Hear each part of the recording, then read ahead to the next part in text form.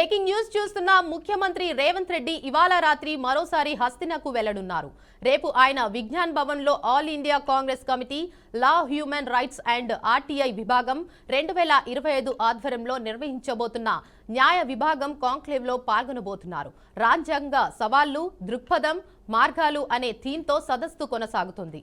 భారత రాజ్యాంగంలో నీతి పరిణామాల పాత్రపై న్యాయ నిపుణులు, విద్వాంసులు, విద్యార్థులు చర్చలో భాగస్వాములు కానున్నారు. ఈ కార్యక్రమానికి all India Congress committee chief Mallikarjuna Kharge, Lok Sabha పక్షనేత రాహుల్ గాంధీ, ప్రియాంక గాంధీ, ఆయా రాష్ట్రాల కాంగ్రెస్ ముఖ్యమంత్రులు పాల్గొననున్నారు.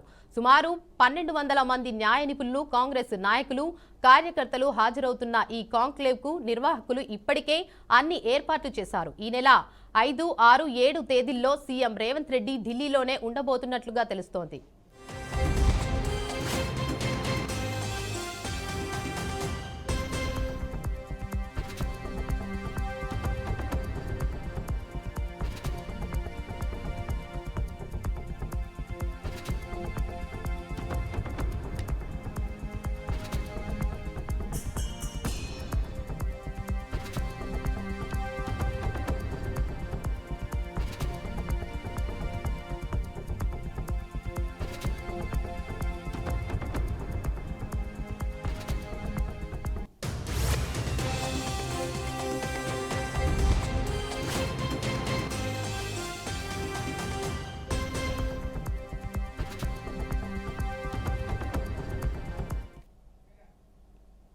ఏపీ ముఖ్యమంత్రి చంద్రబాబు నాయుడు మాట్లాడుతున్నారు. లైవ్ లో చూద్దాం. నేనున్నానని చెప్పే ధైర్యం వచ్చిందంటే ఈ ఆడబిడ్డను అడుగుతున్నా, ఇలాంటి దుర్మార్గులు రాజకీయాల్లో ఉండాలన్నా అని మిమ్మల్ని అడుగుతున్నా. ఆడబిడ్డలందరినీ ఒక నాయకుడిగా నేనున్నాను. మా పార్టీలో ఎవరైనా తప్పు చేస్తే ఖండించాలి, కట్టడి చేయాలి, అవసరమైతే వాళ్ళ మీద కఠిన చర్య తీసుకోవాలి. అప్పుడే అందరూ భయపడతారు. నేను కూడా ప్రోత్సహిస్తే ఇంకా వాళ్ళకు అడ్డు ఆపు ఉండదు, ఇష్టానుసారం చేస్తారు. ఎలాంటి వ్యక్తులంటే నిన్న నెల్లూరు పోయాడు. నెల్లూరులో బంగారుపాలెం పుట్టింది. చిత్తూరు జిల్లాలో బంగారుపాలెం ఉంటుంది.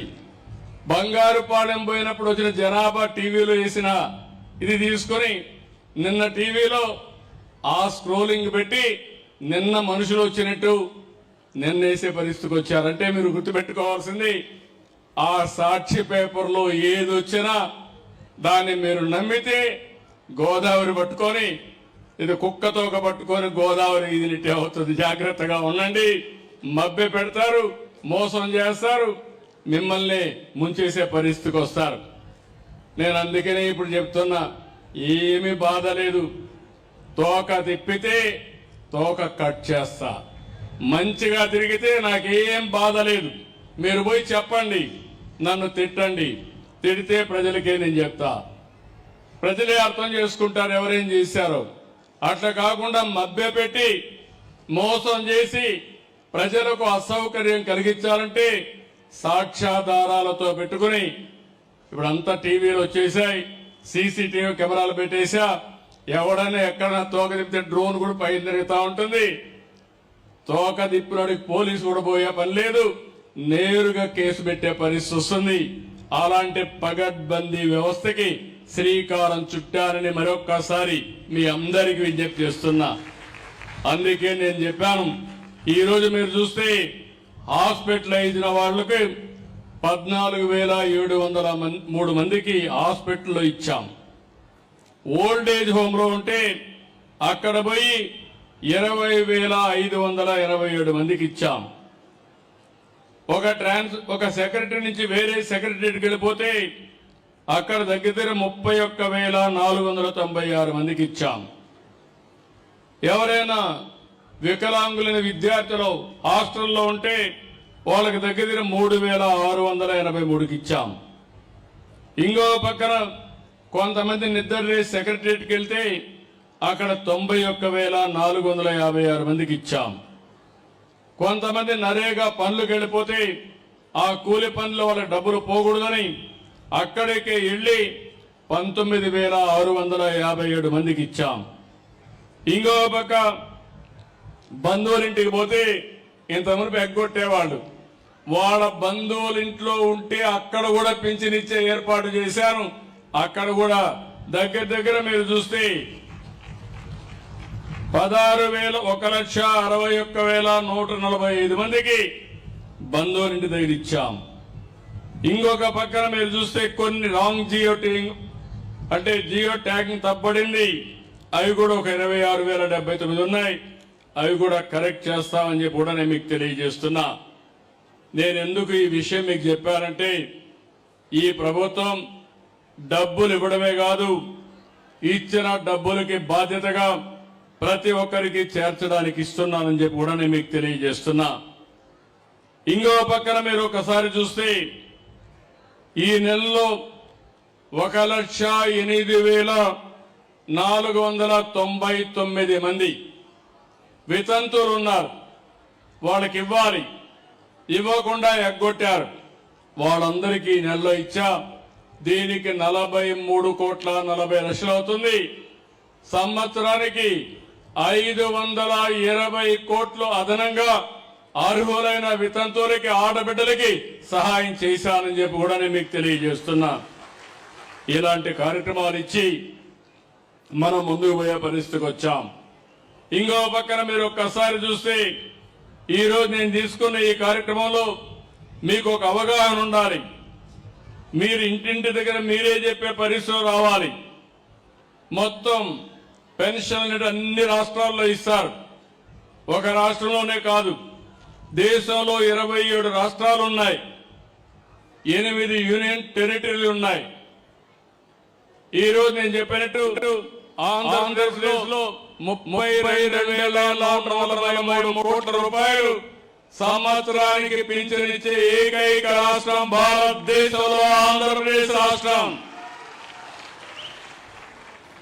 మన తర్వాత తెలంగాణ 8,179 కోట్లు, కేరళ 7,295 కోట్లు, హర్యానా 7,194 కోట్లు, వెస్ట్ బెంగాల్ 5,460, రాజస్థాన్ 5,160. నేను ఎందుకు ఈ విషయం చెప్పానంటే, ఏమి ఇచ్చారని అడుగుతున్నారు. కొంతమందికి ఇంకా కావాలని ఆశ ఉంది, తప్పు లేదు. అయితే మీకు తెలియాలి, ఈ ప్రభుత్వం సంవత్సరం 32,146 కోట్లు, దగ్గర 64 లక్షల మందికి, 64 లక్షల కుటుంబాలకి 4,000, 6,000, 10,000, 15,000 ఇచ్చే ఏకైక ప్రభుత్వం ఈ ప్రభుత్వం. దీనికంటే గొప్ప కార్యక్రమం ఏముందని అడుగుతున్నా. నాకు కూడా ఒక తృప్తి, ఒక ఆనందం. జీవితంలో పేదవాళ్ళకు సహాయం చేస్తే అందులో ఉండే తృప్తి ఏ కార్యక్రమం చేసినా ఉండదని చెప్పి కూడా నేను మీకు తెలియజేస్తున్నా. అందుకని మీరు కూడా ఒకటి గుర్తుపెట్టుకోవాలి, ఇలాంటి ప్రభుత్వాన్ని ఎప్పటికప్పుడు మీరు కూడా అభినందించే పరిస్థితి రావాలి. అందుకే ఈరోజు నేను ఇక్కడికి వచ్చినప్పుడు గుర్తొస్తుంది, మొన్ననే కడపలో మహానాడు పెట్టాను. మహానాడు నేను ఒక మాట చెప్పాను, తొందరలోనే కడపకు స్టీల్ ప్లాంట్ పెట్టిస్తా, రాయలసీమ స్టీల్ ప్లాంట్ వస్తుందని చెప్పాను. అనుకున్న ప్రకారమే స్టీల్ ప్లాంట్ శాంక్షన్ చేశాం, డెవలపర్ని ఐడెంటిఫై చేశాం, జిందాల్ వర్క్ ప్రారంభించాడు. నేను ఒకటే చెప్పాను, దాన్ని కూడా వీలైనంత తొందరలో చేయాలి. అది కూడా మీరు ఒకసారి చూస్తే రాబోయే రోజుల్లో 2028 డిసెంబర్ కంతా ఫేజ్ 1 పూర్తి చేయాలని చాలా స్పష్టంగా ఆదేశాలు ఇచ్చాను. ఈ ప్రాజెక్ట్ వస్తే ఈ యొక్క జమ్మల వరకు ఈ టౌన్ కానీ పరిసర ప్రాంతాలు కానీ చాలా అభివృద్ధి అవుతాయి. ఆటో పైలట్ లో అభివృద్ధి అవుతుంది. మీరు ఒక విషయం గుర్తుపెట్టుకోవాలి, దేన్నైనా చెడగొట్టడం పడగొట్టడం చాలా సులభం. కుండల పాలనలో ఒక విషయం వేసి దాంతో అయిపోతుంది. ఆ పాలు తయారు చేయాలంటే తయారు చేసిన వాళ్ళకి ఆ కష్టం తెలుస్తుంది. ఎప్పుడు కూడా నిలబెట్టడం కష్టం, అదే మరి అభివృద్ధి చేయడం కష్టం, విధ్వంసం చేయడం ఒక నిమిషంతో పని. 5 ఏళ్ళు అదే జరిగింది. రాష్ట్రాన్ని విధ్వంసం చేశారు, చాలా సమస్యలు సృష్టించారు, కేంద్రం ఇచ్చే పథకాలను నిలిపేశారు, 10 లక్షల కోట్ల రూపాయల అప్పులు చేశారు. నేను మీకు మొన్ననే తల్లికి వందనం ఇచ్చాను. నేను ఒక మాట చెప్పాను, ఎంతమంది పిల్లలుంటే అంతమంది పిల్లలకి తల్లికి వందనం కింద మీకు ఇస్తానని చెప్పాను. మాట నిలబెట్టుకున్నామా లేదా అని మనం అడుగుతున్నాయి. కొండే తల్లులు అడుగుతున్నా. ఒకరికి కాదు, 2 ఉంటే 2కి ఇచ్చాం, 3 ఉంటే 3కి ఇచ్చాం, 7 మంది ఉంటే 7 మందికి ఇచ్చిన ఏకైక ప్రభుత్వం ఈ ప్రభుత్వం. అవునంటే చేతులు పైకెత్తండి. దీనికంటే ఒక తృప్తి. పిల్లలు తల్లిదండ్రులు ఒక భారం కాకూడదు. పిల్లలు లేకపోతే మనం ఏం చేయలేం. అందుకే పిల్లల్ని బాగా చదివించాలనే ఉద్దేశంతో ఒక పక్క పేద పిల్లల్ని చదివిస్తూనే వాళ్ళని ప్రోత్సహించడానికి తల్లికి వందనం కింద 15,000 రూపాయలు ఇచ్చామని చెప్పి కూడా నేను మీకు తెలియజేస్తున్నా. ఇప్పుడే నేను చెప్పినట్టు ఈ కడప జిల్లాలో స్టీల్ ప్లాంట్ వచ్చింది. గాలేరు నగిరి కడప వరకు తీసుకొస్తానని చాలా స్పష్టంగా చెప్పాను. తప్పకుండా ఈ సంవత్సరం ప్రారంభమై రాబోయే సంవత్సరానికి కడప వరకు గాలేరు నగిరి కాలువలు పూర్తి చేస్తాం. ఇంకో పక్కన జిందాల్ సంస్థ కూడా మొదటి దశ 4,500 కోట్లు, రెండవ దశ 11,850 కోట్లతో ఈ ప్రాజెక్టు పూర్తవుతుంది. నేను చెప్పినట్టు 29 కల్లా ప్రొడక్షన్ ప్రారంభం అవుతుందని చెప్పి కూడా నేను మీకు తెలియజేస్తున్నా. ఇక్కడి నుంచి నేరుగా మళ్ళీ గండికోటకి వెళ్తున్నా. గండికోట అంటే ఒక సుందరమైన ప్రదేశం, మామూలు కాదు. అమెరికాలో గ్రాండ్ కెనాన్ ఉంది, ఇండియాలో గండికోట ఉంది. ఇది ఇండియాకి ఒక గ్రాండ్ కెనాన్ మాదిరిగా సుందరమైన ప్రదేశం. ఇది ప్రపంచంలో అతి సుందరమైన ప్రాంతాల్లో గండిపేట 10 అని చెప్పి కూడా నేను మీకు తెలియజేస్తున్నా. దీన్ని ఒక ఆకర్షణీయమైన ప్రాంతంగా తయారు చేయడానికి, అదే మరి ఒక మంచి పర్యాటక కేంద్రంగా తయారు చేయడానికి 80 కోట్ల రూపాయలతో పనులు కూడా ప్రారంభిస్తున్నాం. అక్కడే కృష్ణదేవరాయల విగ్రహం పెడతానని చెప్పాం. రేపు రాబోయే రోజుల్లో గండికోటలో కృష్ణదేవరాయల విగ్రహం కూడా పెట్టిస్తామని చెప్పి కూడా నేను మీకు తెలియజేస్తున్నా. ఈ కడపలో ఒక పక్క గండికోట, ఇంకో పక్క ఒంటిమిట్ట, మధ్యలో కడప దర్గా. ఈ 3 గాని అనుసంధానం చేయగలిగితే ఒక బ్రహ్మాండమైనటువంటి పర్యాటక కేంద్రాలుగా, స్పిరిచువల్ హబ్ గా తయారవుతుంది. ఈ పనులన్నీ చేస్తామని చెప్పి కూడా నేను మీకు తెలియజేస్తున్నా. ఇంకో పక్క ఇక్కడ ఉండే మీ అందరికీ ఒక అవగాహన ఉండాలి. రాయలసీమ ఒకప్పుడు రాళ్ల సీమ అయిపోతుందని, ఎడారిగా మారిపోతుందని మాట్లాడుకున్నాం. అలాంటిది రాయలసీమ రాళ్లసీమ కాదు, రతనాల సీమగా చేస్తామని చెప్పాం, చేసి చూపిస్తున్నామని చెప్పి కూడా నేను మీకు తెలియజేస్తున్నా. ఈరోజు ఈ ప్రాంతంలో కావాల్సింది నీళ్లు కావాలి. అందుకే మీరు ఒకసారి చూస్తే చరిత్రలో 40 ఏళ్లకు మునుపు ఒక మహానాయకుడు ఎన్టీ రామారావు గారు ఆలోచించిన విధానం, తెలుగు గంగ ద్వారా చెన్నైకి నీళ్లు తీసుకుపోవాలంటే కాదు, నా రాయలసీమకు నీళ్లు ఇచ్చిన తర్వాతనే చెన్నైకి నీళ్లు పోతాయని చెప్పిన ఏకైక నాయకుడు నందమూరి తారక రామారావు గారు.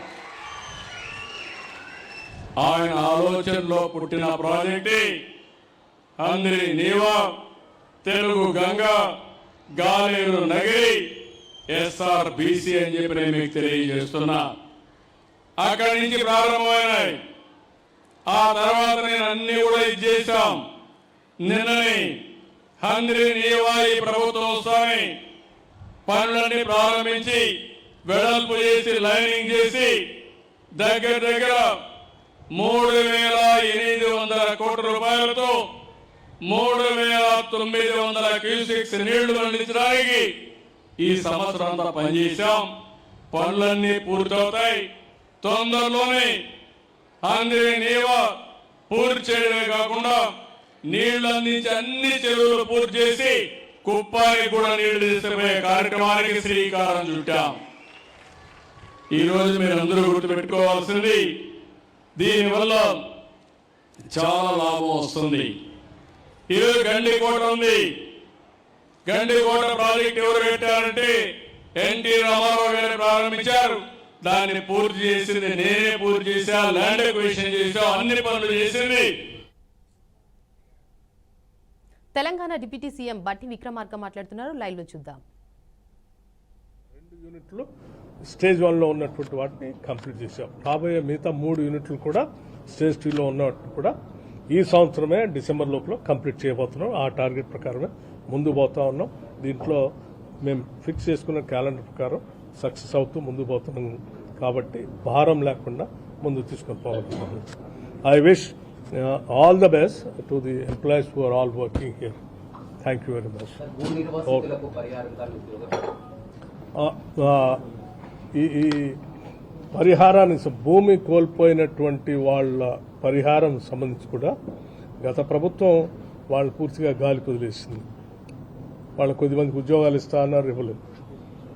అలా కాకుండా ఇక్కడ ఉన్నటువంటి శాసనసభ్యుడు కానీ, శాసన పరిషత్ సభ్యులు కానీ, స్థానికంగా ఉన్నటువంటి మంత్రులు కానీ వీళ్ళందరూ కలిసి ప్రజలందరి ఎవరు నష్టపోకుండా ఉండే విధంగా వాళ్ళందరూ ఒక మీటింగ్ పెట్టి ఎవరెవరైతే నష్టపోయారో వాళ్ళందరూ ఆలోచన పరిగణలో తీసుకొని జిల్లా యంత్రాంగానికి చెప్పి వాళ్ళందరికీ ఉద్యోగాలు వచ్చేటట్టుగా R&R ప్యాకేజ్ కూడా సక్రమంగా అందేటట్టుగా ఒక రిపోర్ట్ పంపిస్తా ఉన్నారు. ఆ రిపోర్ట్ని తూచా తప్పకుండా రాష్ట్ర ప్రభుత్వం అమలు చేస్తుంది. కేవలం యాదాద్రి పవర్ ప్రాజెక్టు ఒకటి దగ్గర కాకుండా దీన్ని ఆనుకొని ఉన్నటువంటి పులిచింతల ప్రాజెక్టు సంబంధించి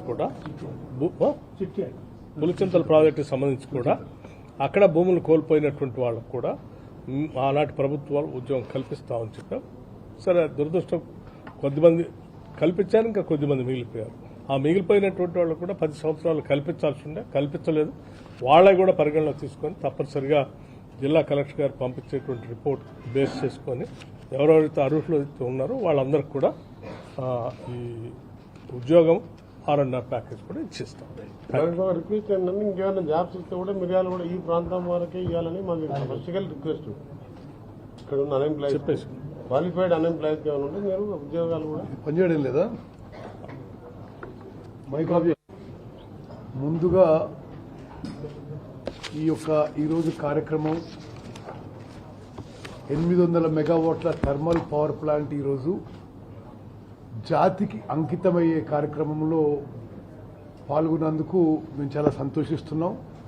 అదేవిధంగా సుమారు 1000 కోట్లతో ఈ యాదాద్రి థర్మల్ పవర్ ప్లాంట్లో ఇంటిగ్రేటెడ్ టౌన్షిప్ నిర్మాణ పనులు శంకుస్థాపన కార్యక్రమం, అదేవిధంగా యూనిట్ 1 800 మెగావాట్ల థర్మల్ పవర్ ప్లాంట్ ప్రారంభోత్సవం జాతికి అంకితం. ఈ కార్యక్రమంలో పాల్గొనడం ఎంతో సంతోషిస్తున్నాం. అదేవిధంగా గౌరవనీయులు ఉప ముఖ్యమంత్రి వర్యులు బట్టి విక్రమార్క గారు ఫైనాన్స్ అండ్ ఎనర్జీ మినిస్టర్గా చాలా సమర్థవంతంగా వారి విధులు నిర్వహిస్తూ మరి ఈ పవర్ విషయంలో ప్రత్యేకంగా ఈ ప్రాజెక్టులో వారి ఇనిషియేటివ్ వల్ల, వారి చొరవ వల్ల, వారి డైనమిజం వల్ల మరి ఆల్మోస్ట్ ఆగిపోయిన ఈ ప్రాజెక్టుకి మళ్ళీ పబ్లిక్ హియరింగ్ చేయించి ఎన్వైరన్మెంటల్ క్లియరెన్స్ ఇప్పించి పనులు వేగవంతంగా చేసి మరి ఈ రోజుతో 1600 మెగావాట్లు పవర్ ప్రొడక్షన్ మొదలుపెట్టడం జరిగింది.